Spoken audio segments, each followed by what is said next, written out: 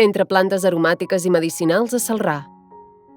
Celrà, un municipi petit de prop de 5.000 habitants de la comarca del Gironès i de la Plana del Ter, amb una església imponent acabada el 1803 al capdamunt del poble i un nucli antic de l'època medieval. Un poble amb un paisatge i vegetació insòlits, amb el riu Ter de límit natural al costat nord, veí de Sarrià de Ter i de Girona. Doncs sí, així comença una petita aventura al poble de Celrà, concretament al Parc de les Olors. Tot començava un dimecres del mes de març, quan marxàvem de l'escola direcció Celrà, ja que teníem una sortida al Parc de les Olors. En arribar, ens esperaven un munt de plantes aromàtiques i medicinals plantades sota els roures i envoltades d'uns boscos i d'un paisatge perfecte, amb un lleuger cant d'ocells i amb escàs soroll de trànsit de cotxes i altres vehicles. Observàvem un cultiu ecològic de plantes PAM, plantes aromàtiques i medicinals, amb especial incidència a valorar les espècies mediterrànies gairebé oblidades. Amb això, conservaven i intentaven evitar la pèrdua d'espècies poc vistes o conegudes del nostre entorn i de la nostra terra. Flora útil i fauna auxiliar que a vegades passem per alt o a la qual no donem importància, allà són conceptes clau i molt importants. Amb aquests petits detalls, vam començar a intuir que la sortida seria interessant i aprendríem valors i conceptes nous com l'ecologia, la innovació o la sostenibilitat, entre d'altres.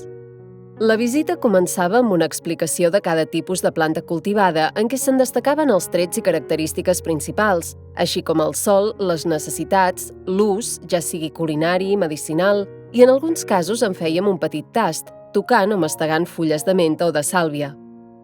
A mesura que anàvem descobrint plantes, anàvem aprenent coses, com ara que no només hi havia una classe de farigola, sinó que n'hi havia moltes. I allà les tenien distribuïdes, ordenades, classificades, en un espai que a simple vista podria semblar un espai rural marginal, però hi havia gent que l'havia convertit en un espai de model sostenible per tal de conservar i mostrar plantes PAM a escoles, a persones i a tothom que volgués descobrir aquest món. També servia d'ajuda per a persones que volguessin aprofitar terrenys sense ús. La visita anava avançant i cada vegada hi veiem més plantes. Romaní, farigola, camamilla, espígol o menta eren algunes de les espècies que anàvem descobrint mentre n'apreníem les característiques, olors i gustos. La visita avançava i jo cada vegada tenia més ganes de començar a treballar en un espai com aquell. En arribar al capdavall del camp i un cop descobertes totes les plantes, tocava recórrer un circuit terapèutic descalços. Començàvem amb uns còdols de riu de forma arrodonida i colors típics que transmetien la sensació de relaxació i perfecció. Seguíem amb pedretes més petites que ens feien canviar la forma de trepitjar. Tot seguit, recorríem un tall ple de sorra i un tall amb vegetació espontània. Llavors fèiem d'equilibristes damunt d'unes soques i acabàvem al mateix lloc on havíem començat feia una estona, però l'arribada era ben diferent de la sortida. Aquella volta ens havia relaxat, i a més de compartir somriures i sensacions, havíem descobert el que ens poden transmetre unes simples pedres o uns troncs morts.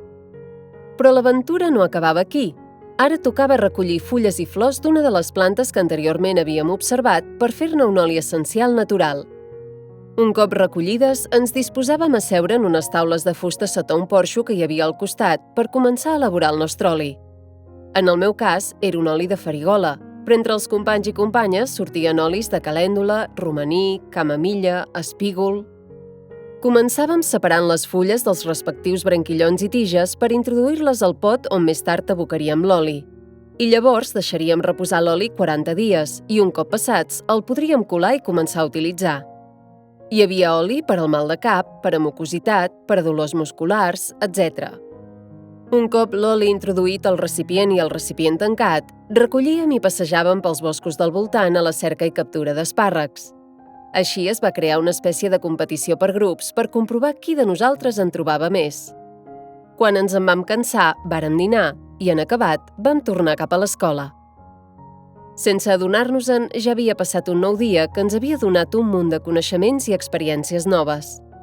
També havíem descobert un lloc que abans desconeixíem, però que des d'aquella sortida no oblidaríem. Alguns a l'escola ja comentàvem la possibilitat d'anar a fer-hi les pràctiques o alguna tasca de voluntariat, senyal que la sortida ens havia agradat. Un cop arribat a casa, vaig començar a valorar i observar com en un espai on segurament no hi hauria hagut res més que arbres i matolls, ara hi havia un espai preciós, amb plantes de la nostra terra i cultura, plantes cuidades de forma natural i sense productes químics. Un lloc on fan una tasca d'educació ambiental per a tots aquells centres educatius o grups de persones que es vulguin endinsar en aquest món de l'espam. També valores la tasca de totes les persones que treballen darrere de projectes com aquests, a vegades poc vistos o coneguts. A vegades, altres temes menys importants prenen més importància que projectes com, en aquest cas, el Parc de les Olors de Celrà. No només tens en compte que has visitat unes plantes a Celrà, sinó que la persona que ens havia fet l'explicació estava ben informada del tema, era simpàtica i sabia portar-te per aquell idíl·lic espai. A tu, com a aprenent, et motivava a seguir amb la visita. Aquell espai havia estat treballat i plantat per moltes persones i per això, un dia com avui, jo havia pogut posar-hi els peus, tant amb sabates com descalç. Per totes aquestes coses t'adones que hem de valorar més tot el que ens envolta i, sobretot, la natura, perquè dia a dia ens sorprèn. Actualment, i ara que fa dies que estem tancats a casa per culpa d'una epidèmia que ens té confinats, segurament també comencem a observar com canvia la natura sense nosaltres, sense contaminació i altres factors que la condicionen. Per això espero que un cop sortim al carrer tinguem en compte moltes de les plantes o insectes que ens envolten, respectem més la natura i li donem realment allò que mereix, que tinguem una visió diferent i agraïm poder viure envoltats d'arbres i plantes. Justament avui fa 40 dies que vam visitar el Parc de les Olors i, per tant, és moment de colar el meu oli de farigola i començar a utilitzar-lo. Amb això acabo i espero, com he dit anteriorment, que el Parc de les Olors de Celrà, de mica en mica, vagi agafant força per seguir endavant, que cada vegada sigui més conegut i el visiti més públic que es pugui enriquir de coneixements i experiències, d'activitats com fer un oli natural essencial, o com crear infusions, o ceres naturals, o pastilles de sabó. Tot natural, sense productes químics, ecològic i de proximitat. I espero que de mica en mica anem treballant cap a un futur millor i deixem de banda plàstics, productes químics i productes llunyans i ens centrem en tot el que tenim aquí, productes de quilòmetre zero i de proximitat, comerç de poble, la lluita cap a l'ecologia i el canvi climàtic. I sí, de mica en mica espero millorar com a persona i intentar que el màxim nombre de persones ho facin, que tots plegats seguim unes idees que fins ara no tenim i compartim uns conceptes que estic segur que a la llarga agrairem. Poso fi a aquesta experiència viscuda a Celrà un dia del mes de març.